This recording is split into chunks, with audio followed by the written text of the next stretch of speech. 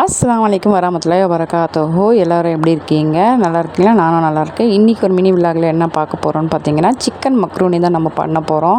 பிரியாணி எப்படி செய்கிறோமோ அதே மாதிரி தான் செய்யணும். இதுவும் பட்டை, லவங்கம், ஏலக்காய் இது எடுத்து வச்சுட்டு ஒரு பிரியாணி இலை எடுத்து வச்சுக்கலாம். அப்புறம் பார்த்திங்கன்னா மிளகாத்தூள் கொஞ்சம் நம்ம பட்டை, லவங்கம் இதெல்லாம் போட்டு பிரியாணி மசாலா பண்ணுவோம் இல்லையா, அதில் கொஞ்சம் எடுத்து வச்சுருக்கேன். கொஞ்சோண்டு மஞ்சள் தூள் எடுத்து வச்சுருக்கேன்.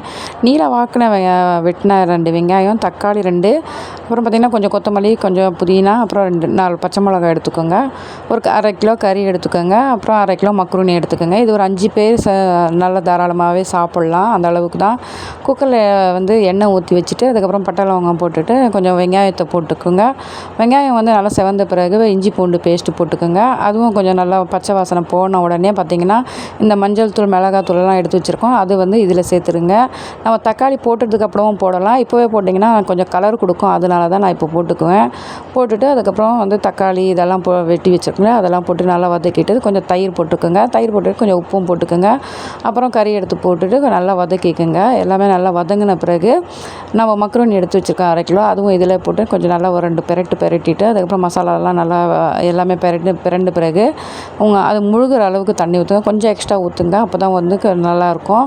கொஞ்சம் கிரேவியாக சாப்பிட்றதா இருந்தால் கொஞ்சம் எக்ஸ்ட்ராவே ஊற்றிக்கோங்க, ஒன்றும் தப்பு இல்லை. கொஞ்சம் நீங்கள் நார்மலாக கொஞ்சம் ட்ரையாக சாப்பிட்ணும் அப்படின்னா நீங்கள் அந்த முழுகிற அளவுக்கு தண்ணி சொன்னேன் இல்லையா, அந்த மாதிரி போட்டுட்டு கொஞ்சம் எக்ஸ்ட்ரா வச்சுடுங்க. அவ்வளோதான். அப்புறமா பார்த்திங்கன்னா ஒரு 2 விசில் இல்லைன்னா 3 விசில், அவ்வளோதான். அதுக்கப்புறமா ஆஃப் பண்ணிவிடுங்க. அந்த விசில் இதெல்லாம் அடங்கின உடனே அதுக்கப்புறமா எடுத்து சுட சுட சாப்பிட்டு பாருங்கள். அவ்வளோ டேஸ்ட்டாக இருக்கும் இந்த சிக்கன் மக்ரூனி. எங்கள் வீட்டில் இந்த சிக்கன் மக்ரூனி செஞ்சால் சாப்பிட்டுக்குவாங்க. முட்டை மக்ரூனி கொஞ்சம் சாப்பிட மாட்டாங்க. இதில் முட்டை, பீஃபு, அப்புறம் எறா எல்லாமே போட்டு செய்யலாம். உங்களுக்கு ப்ளைனாக செஞ்சால் கூட நல்லாவே இருக்கும் மக்ரூனி. இந்த மாதிரி செஞ்சால் நல்லாயிருக்கும். நம்ம பிரியாணி மசாலா போடுறதுனால சூப்பராக பிரியாணி மாதிரியே இருக்கும் பார்க்குறதுக்கு. சாப்பிட்றதுக்கும் அதே டேஸ்ட் இருக்கும். அவ்வளோதாங்க. இன்னொரு நல்ல வீடியோவில் சந்திக்கலாம். இந்த வீடியோ பிடிச்சிருந்தால் லைக் பண்ணுங்கள், ஷேர் பண்ணுங்கள், கமெண்ட் பண்ணுங்கள். மறக்காமல் சேனலுக்கு சப்ஸ்கிரைப் பண்ணி வச்சுக்கோங்க. அப்போ தான் நான் போடுற வீடியோ உடனே நோட்டிஃபிகேஷனில் வரும். அடுத்து ஒரு நல்ல வீடியோவில் சந்திக்கலாம். அஸ்ஸலாமு அலைக்கும். பாய்.